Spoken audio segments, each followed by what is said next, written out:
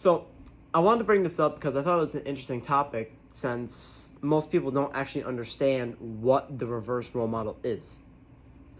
So to first start off though, let me see, who is your reverse role model? A lot of times people will say that it's actually a family member, which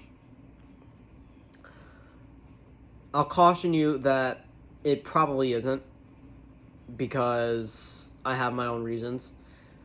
But to distinguish between if it is or if it isn't, do their actions and their habits and their daily routines and what they do, does that negatively impact them in a way where you wouldn't want that impact to be on your own life? Or is it because you're looking at your parents and you're like, oh, I'm so annoyed they made me do this? Because that's not a reverse role model. A reverse role model is basically taking the good guy and handing him a six pack of beer and telling him to chug it all, right? The guy who hands him that's the reverse role model. So to further emphasize that the reverse role models are actually very important and valuable people, but it's just oftentimes they're a lot trickier to understand their lessons and what they're trying to do. I'll put it to you this way. Reverse role models take more time for you to interpret their lessons. And this is because of the nature of to-dos and not to-dos, right? You go buy a thing of Legos. The instructions are going to tell you how to build the thing. They're not going to tell you how not to build the thing, because that doesn't make any sense. Why would I want to know how to not build something, right? But then you have to understand that you actually have to flip the not to do to understand, okay, this is what to do based on their instruction. And therefore, caution this, and therefore if you flip what they say and either you interpret it wrong or he interprets it wrong, then do yourself a favor and sit down with this other person and explain to them the practice that you're trying to do from here. And another thing that I brought up, which is very interesting, which I ended up stopped recording this video because I had no clue what I meant by this, but I kind of have a bit of an understanding of what I mean by this now, is that you can only be ignorant for so long before the devices cannot interrupt the signal. Now, what is the signal? It's hard to describe. It's more, you'll understand it as more of an emotion, but it's like an emotion that has meat to it.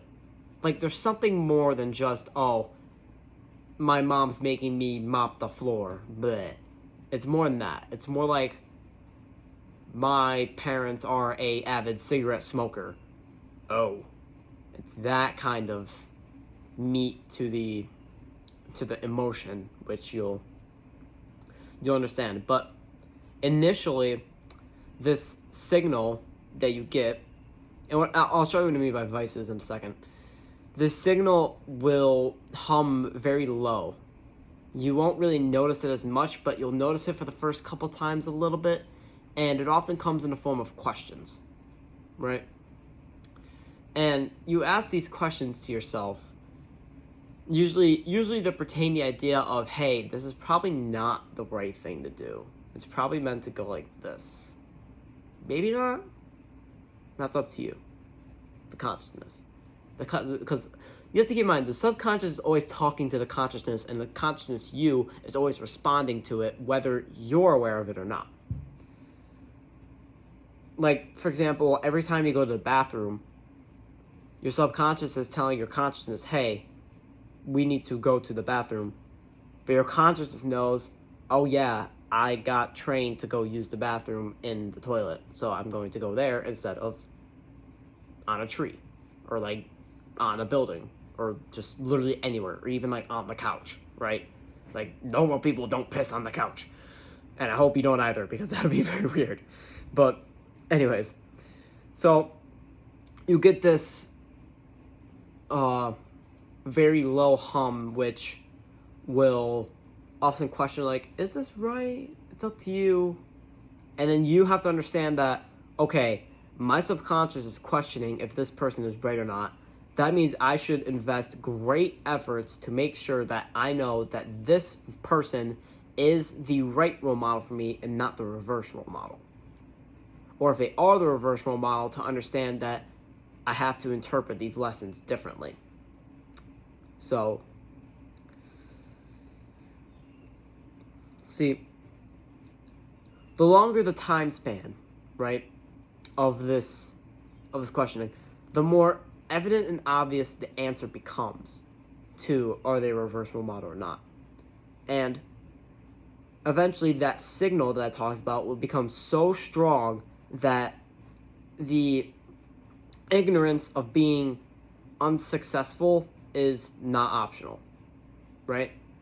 You begin to understand that, oh yeah, I know this now, so I can't go back and try to play victim of the reverse role model.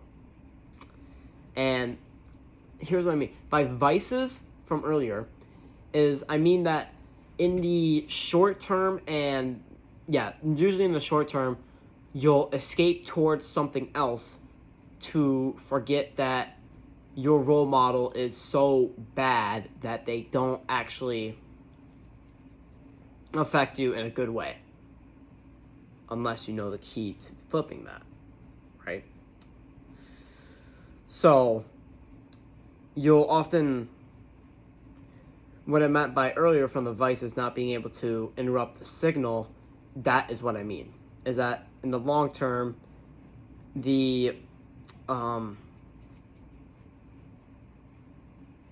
interpretation of the lessons comes in, and then you start to get that like moment of, okay, yeah, this person is definitely the reverse role model. And so now, after you identified the reverse role model, once you know all the details, once you understand everything that's happened, now and only now can we get into the things that you can do with a reverse role model, so that way your mental health doesn't get damaged and your habits stay unaffected, but they actually go towards the positive direction that we all want you to go towards. So, the first part is, don't listen to the literal words of a reverse role model, but instead grade them solely on their intentions. Because their intention for you is to do good. Very highly likely. Unless you have like a 70 or like not 70, like a 50-year-old alcoholic who beats you weekly. Like, okay, then that's a problem. But if it's just someone that doesn't like, they don't like, you could tell that even like as a kid that they don't do something right. Sorry, the camera's shaking crazy. Then you can go, okay, I need to see what their intentions are, right? And don't listen to their words, because their literal words are often not going to be good for you. And if you practice what they preach, you're going to die. It's not going to be pretty. But so going off of that,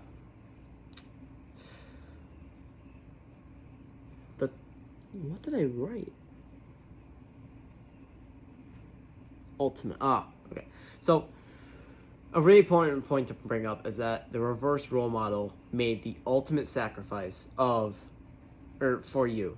Their integrity, determination, and all positive characteristics, or what I put as revitalizers, vanished to solely teach you the lessons of what not to do. Now, obviously, this comes with if they know it or not, but it's this understanding that the reverse role model is actually trying to help you, and they're doing so in a different way compared to the regular role model, because most likely due to their vision being that I cannot be perfect, but I can certainly tell them where not to go, which a lot of people actually think this way. It's a lot more than you think. And so they'll tell you what not to do. They'll always send these messages of what not to do, which it goes back to taking more time for them to interpret their lessons, because that's the signal that they send out, right? Different from the signal that we mentioned before. Well, actually, no, the same thing. So now that you understand all this about the reverse role model, I want you to apologize if you treated one badly. And they probably didn't want to be one, but they know the value of lessons from their future generations, and they believe that the best way to go about it is by teaching you the negatives and telling you, hey, or well, not telling you, but they'll do something like maybe they'll smoke cigarettes, and you could see their mentality deteriorating away, and that's the lesson right there that says, hey, don't smoke cigarettes, right? And their lessons are often in problem form.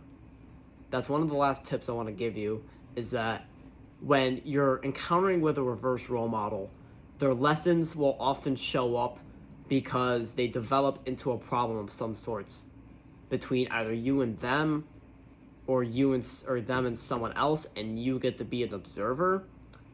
And as the observer, you'll start to understand that, okay, this is something that I don't do, so that way I don't end up with this outcome, and I can end up with a better outcome instead.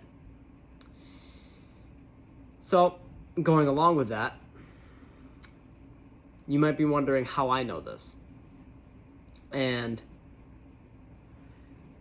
I'm not going to get too personal here, but what I will say is that it's because I had a lot of personal experience where I would see people close to me do these bad things, or they do these habits that aren't exactly good, and you can see the outcome of where they become, but you can see. Have you ever seen that depressed or like that smoldered look on someone's face? I want you to picture that. Picture this smoldering look of depression on someone's face. When you see that, you probably think, damn, that is sad. That is the cue for me that I've learned throughout all these years, which is not many years, but the years that I have been here, this cue has told me, okay, that's the lesson that wants to be taught to you. That's the lesson that they are trying to communicate to you, whether they know it or not. That's the powerful thing, because even if they aren't trying to teach you it, you can still learn the lessons of what they are communicating to you without you trying to go on and say, hey, how do I do this? Hey, how do I do this? They can come to you with their current state of being and be like, and then you can link, okay, don't do that thing, right? Now, obviously, the obvious example that most people probably thought up with was substances. Fair enough.